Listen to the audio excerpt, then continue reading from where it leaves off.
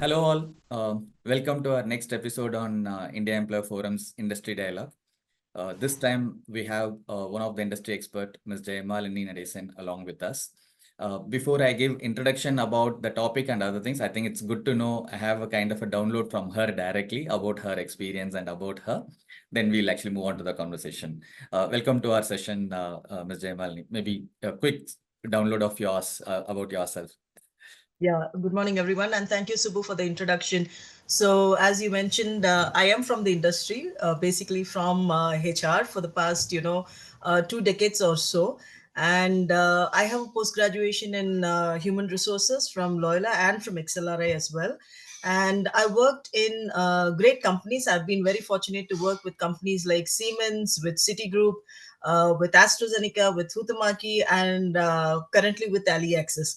I've also worked in Indian organizations, the two large companies in the chemical field like PI and Mafatlal, and also in a startup. So I've been known as a transformation specialist because, I strongly believe that HR and people practices make a big difference in terms of the productivity in the organization. So happy to be here and share my thoughts to the HR fraternity. Thank you very much. Thank you, Ms. Jeyamalini. I think a quick summary of it actually helps the viewers in terms of understanding about the portfolios that you handle and the rich experience that you are bringing in. For the next 30 minutes, I'm going to be the moderator. Be comfortable calling me Subbu. Just to give a quick background, I'm the Chief Strategy Officer from TeamLease, and I from the staffing division. The reason why TeamLease is entering into IEF is that we are the knowledge partner for India Employer Forum. Okay, great. This time, as I said, the topic is very interesting and I'm sure it's going to be close to your heart. Attracting skilled talent in a competitive world. Yeah, there are multiple words: skilled, talent, competitive world.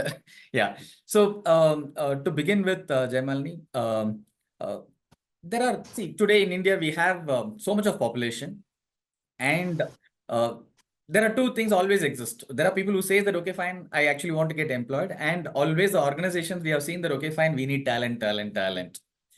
Uh, are you also finding a kind of a shortage in talent?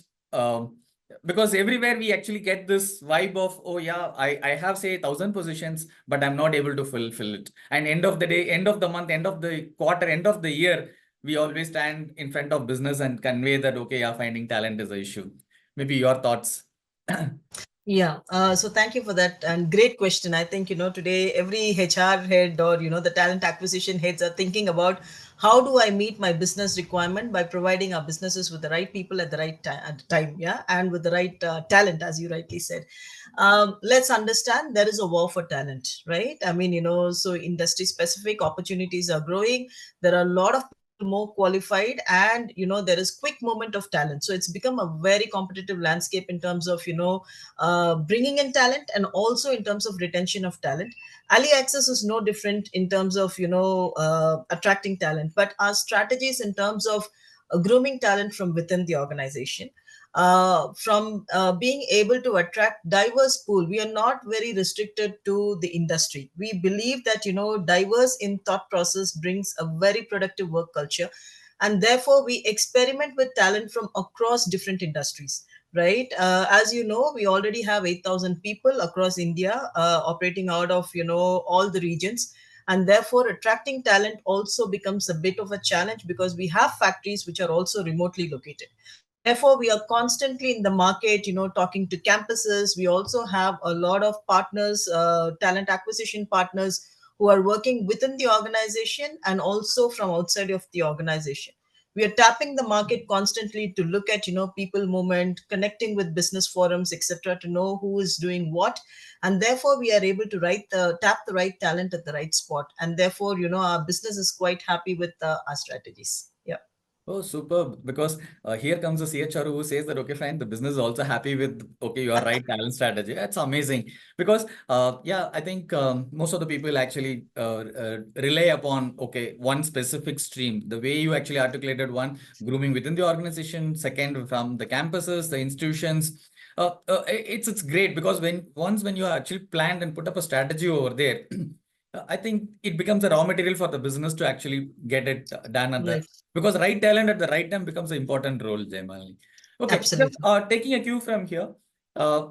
which are these roles which are actually kind of emerging in an organization like yours? And is there a geographical factor that is actually coming in? When I say geographical factors, is it actually kind of related to the jobs, or is it actually related to the people who are actually coming from the respective geography? How are you able to correlate that? So, as again, a great question. As the industry is moving more towards automation, right? I mean, we are talking about Industry 4.0. So, the need for having experts in all the areas is important, right? I mean, I cannot segregate and say this business is important and therefore, we want to attract the best talent. I think we need to have the best people in all the functions. So, I wouldn't really qualify as one function as important and the others as not important, because, if a organization has to run smoothly, I think every department needs to have effective, people who are managing this, efficient people who are managing this. I think, from that point of view, yes, we are today looking at people who are coming with, more of automation experience, because that is where we are moving. I think, technical qualification being in the manufacturing space, with our product knowledge absolutely becomes a critical area for us when it comes to the manufacturing zone. But then when it comes to quality, when it comes to, other functions, we do experiment from people with people from different industries. We are quite open to it. So I think that is where, we bring in the strength of diversity into the organization. Now, to your second question of, geographically, are we facing an issue? I think, it is about being the early ones in the market to go and tap these resources. Like I said, campus is one where we look at, bringing in more of talent from campuses, grooming them when they are young, and probably wanting to see them take on the leadership positions. Right. So I think we have different programs from campus to corporate, and then we have first time manager programs for, our budding talents. We also have the buddy system, where we help employees settle down as they come into the organization. So these are some of the things which are really working for us. At a senior level, we do have tie-ups with, campuses like SP Jain, and, for the CXO levels, there is a campus program with Vlarik University, which is based out of Belgium. I think these are also ways where we invest in, grooming the talent from within the organization. So I think that is about the diversity that we have a very enriching experience in Aliaxis. Superb, Jamal. In fact, before me actually moving on to my scheduled next question, I would like to actually touch upon two sub points. One, you touched upon an interesting word, Industry 4.0, and secondly, about the automation experience. So, how do you actually find that out? Maybe the first, maybe the automation experience part. What are the ways that we actually just go down and then try to spot on this particular subject, Jamal? So I'll tell you about my general experience. I mean, where we go to IITs, right? I mean, IITs or IIMs, you interact with the younger folks. There's so much of knowledge that they bring into in terms of ML and AI. I'm talking about, 3-4 years back itself, where, we used to actually bring in these candidates to see how much we can experiment with these young minds, giving them the opportunity to learn and probably even fail. Because, unless you fail, you don't, come up with a solution, right? So I think we've always been open to, looking at talents from the campuses. We also go for lateral hires where there is a specific need for an experienced person. Today we have a full-fledged team of operational excellence, which is, running through the organization, not only from an operations point of view, but, we are looking at supply chain specialists who are looking at, how do we do digital procurement, right? I mean, when you talk about HR, the use of, Workday, the use of HR chatbots, etc., also calls for, automation. Of course, I mean, there is a balance of bringing in freshers as well as, people from the industry, and also taking the help of consulting firms who can come and, equip our employees and, train them, so that we are always not, hiring from outside, but also, helping our employees to, scale up in their career. So I think that is one other way of, retention for our employees. Superb. So adding on to this, you touched upon the leadership roles and the campus recruitments in terms of okay, catching them young with respect to a kind of automation, the maybe currently the digital revolution, I would say, with that kind of a background, also with the specific IT domain. It's very interesting. Just on the other side, usually the manufacturing, maybe I do not know, you can actually correct me. Usually in the manufacturing, the predominant population also comes from the blue collar background, the blue collar side, Yes. where predominant roles. Is there any thoughts that you can actually give on that particular, or do you have that kind of a roles or anything that you can actually touch up? Yes, yes. Manufacturing professionals, we don't want to, brand them as blue collar. We are Okay. extremely Oh, okay. respectful towards, them, and because we believe that they bring the bread and butter for us. I mean, so we call them manufacturing professionals.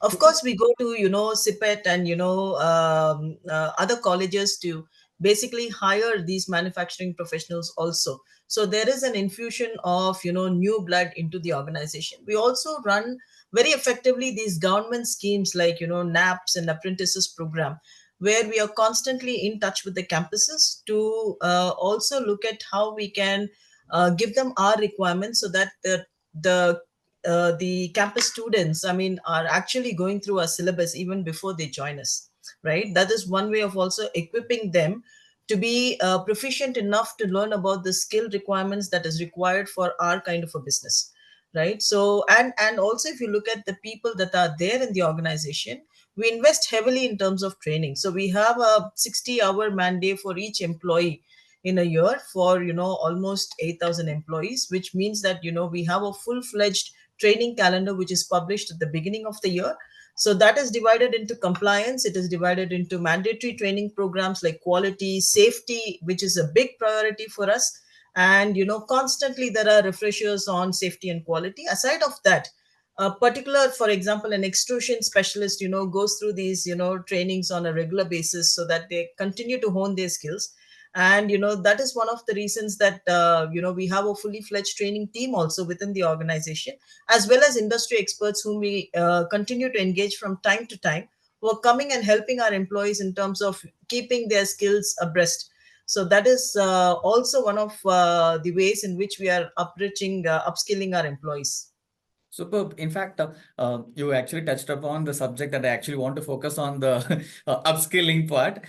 So just for viewers' purpose, I think the CPET you use is the Central Institute of Plastic Engineering Technology, right? That's Yes, where you yes, actually, yes. okay. And the apprenticeship program that you actually leverage for them to, great. And the way you are actually giving value to such people is like amazing, because instead of calling, because that's how the world, or maybe the industry, or not only the industry, the public actually calls them as a kind of a blue collar. But within the organization, it shows, okay, how much of respect and value you actually have for that particular team, calling them as manufacturing professionals. Great, great. I think if every industry actually practice this and then they actually use such terms, employees will feel, the moral of the employee will actually improve a lot. Superb. Right. Now you touched upon one of the point on the upskilling part. Okay, how do you actually train them, and then what kind of a program they actually go through? Any thoughts on reskilling part, Jamal?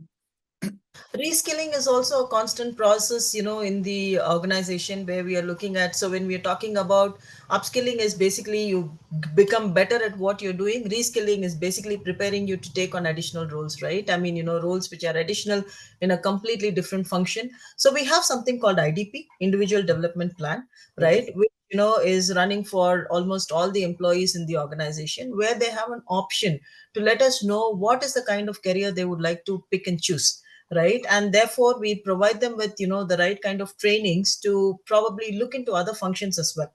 Now, we do have some success stories of people moving from one function to another, and people showing interest, because we want to promote talent from within the organization, and we believe that you need to be an all-rounder, and therefore succession planning is quite strong with us, because we say unless you have a successor, you cannot move into the next role.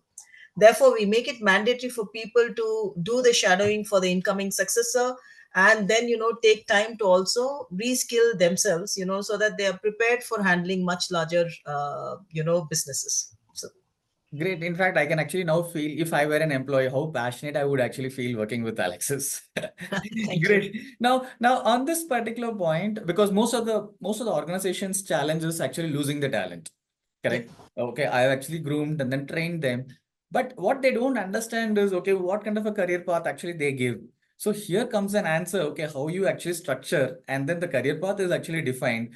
Excellent. I think if, because most of the time what happens is, some of these kind of knowledge is actually are limited with the larger organization, and it doesn't actually not realistically being implemented in a smaller ones, and they are the ones who actually keep losing talent a lot.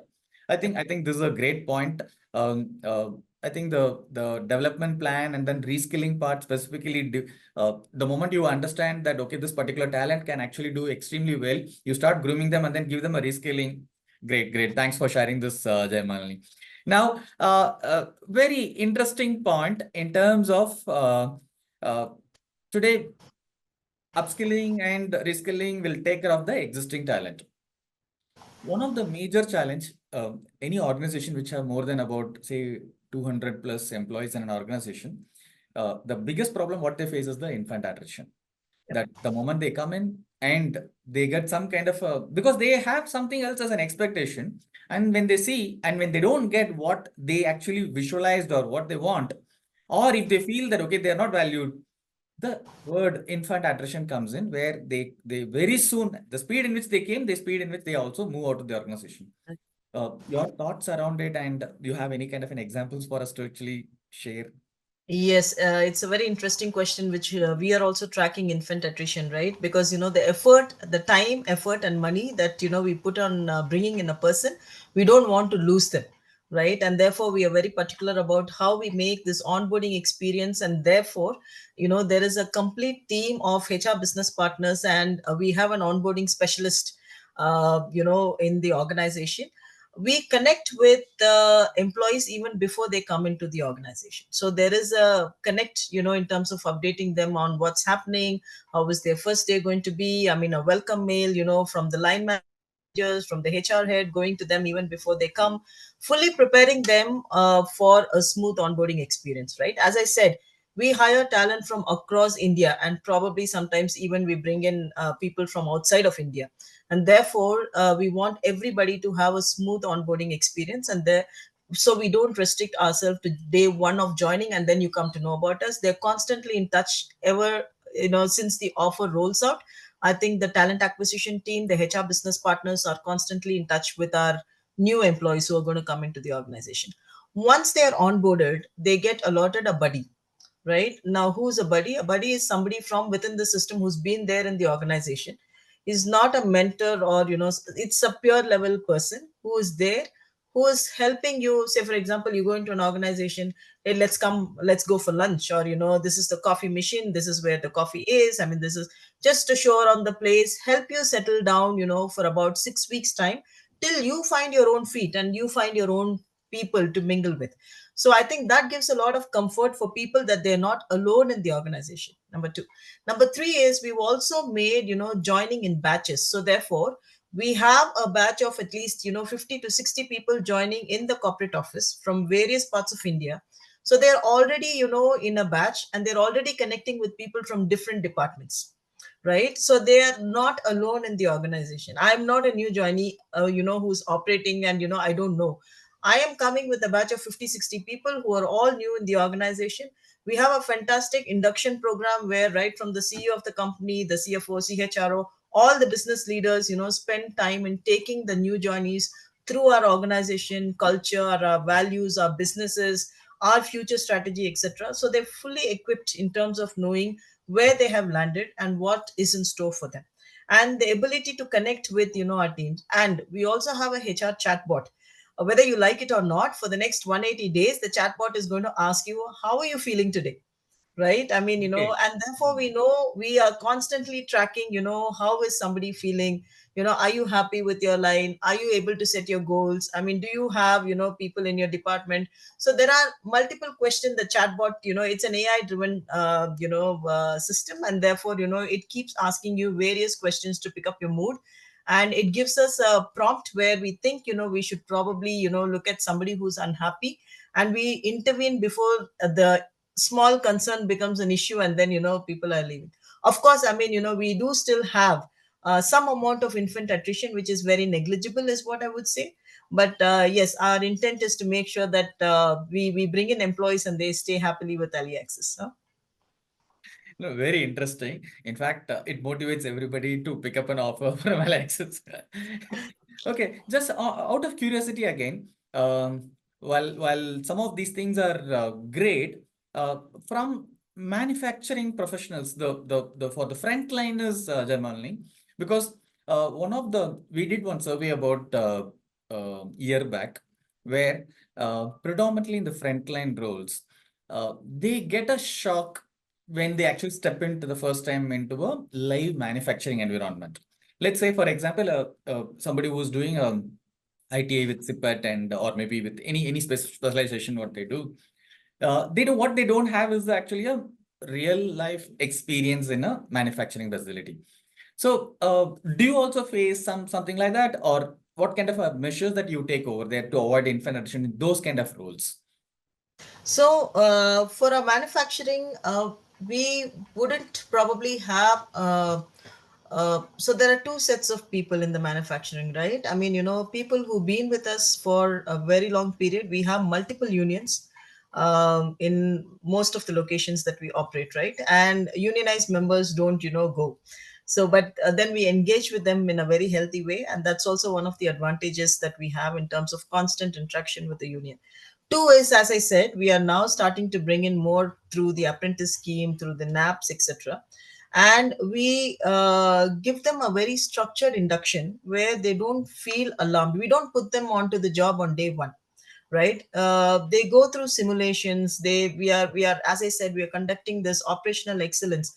There is a whole team which takes them through, what are we doing in terms of the change that we are bringing in the processes. And as we are moving towards more towards automation, I think, even from the manufacturing professionals, people who are more aligned to technology is where we are looking at in terms of hiring itself. So bringing them in, giving them a very structured, induction process where safety becomes a priority for us. I mean, we so that the mindset is we come into an organization which is absolutely safe. We have a organization which is focused on safety, employee health and well-being, and in terms of quality of the product that we deliver, and giving them the right tools and the right kind of guidance. I think that starts from day one of the induction process itself. So they go through a very structured induction process of about 3 to 6 months, and including the on the job rotations and all those things to help them settle down peacefully. So that's very important for us. Yeah. Okay, great. I got my answer. Instead of giving them or getting you instead of allowing them to get a shock, you are giving a wow factor on day one with the structured process. Yes, yes, Simply yes. superb. I think that actually helps organization because these are the people as I communicated in the initial part of the session. They are in like how in the manufacturing how the input goes and the output is uptime. Our people are the input factors for our business to grow, and if they are actually taken care, I think really getting a great insight from you is actually superb, Jaimal. Okay, coming to before we close, one last question. Interesting question. You touched upon 2, 3 times on the compliance part. Being a manufacturing unit, there are a lot of compliances that we are supposed to adhere to. How do you actually maintain, implement, and ensure that process is actually getting followed everywhere? Because there are n number of compliances, right? Yes, thank you for asking that. Compliance continues to be our main focus, right? It's the core of everything that we do because as a multinational, it's important for us from a license to operate, not only from statutory compliance, but it is one of our core values that we do the right thing. Therefore, I mean, it is important for us to be compliant with the local regulations as well, from a safety, from a quality, whatever it is required, right? We do have a lot of meetings that happens. I mean, a lot of cadence with the CEO of the organization, where he himself directly chairs the compliance committee meeting. We have audit committee meetings which are constantly auditing our internal compliance procedures, right? And also we have introduced the again an automation for us to know, because we have 8 factories which are spread across. It becomes very difficult for us to track who is doing what. So there are systems where employees or people who are managing those compliances will necessarily need to share the documents or scan the documents and put it, so that we get a dashboard on every month which says that which compliance is on track and which is lacking and why it is lacking, so that if there is an intervention which is required as leadership, which we are very clear that our job is to support our employees and help the employees. Very easy to ask questions why it is not done, but why it is not done so that we can help you is where we step in and make sure that the required support is provided, right? I mean, and our ability to interact with the statutory authorities, bring them in for awareness trainings, right? Why compliance is very important, why you should report incidences which are not. It is basically a value of speak up, which gives a lot of comfort to the employees, saying that, probably I've not done it and I will ensure that it is done. So I think there are a lot of governance around compliance, which starts right at the global level, as well as the India CEO level, as well as each of the functional heads. And there are systems and processes to monitor. Therefore, there is, so that we are fully compliant. So that's how we take compliance at Aliaxis. Very, very serious business for us. No, great. I think any organization that adheres to the compliance actually becomes a trustable and valued organization. And right from the way that you actually articulated the your thoughts from, okay, finding a talent and then grooming them, how do you avoid the infant attrition and then upskill them and then retain them. And in all this, you adhere to the law of the land. When I say law of the land, it could be a regulatory compliance part, statutory compliance part, socio-economic, anything for that matter. I think the way you actually articulated it it's a great for us to actually learn on what all your kind of implementation that can be helpful for any organization to follow. Thank you so much for joining us, Jeyamalini. I think the way in which you actually articulated was very motivating and then insightful. Yeah, I'm sure the organizations, the HR spokes who are actually listening to our conversation will definitely find a lot of values in listening to our session. Thank you so much for Pleasure joining. is all mine. Thank you for having me on the call today. Thank you very much. Have a good day.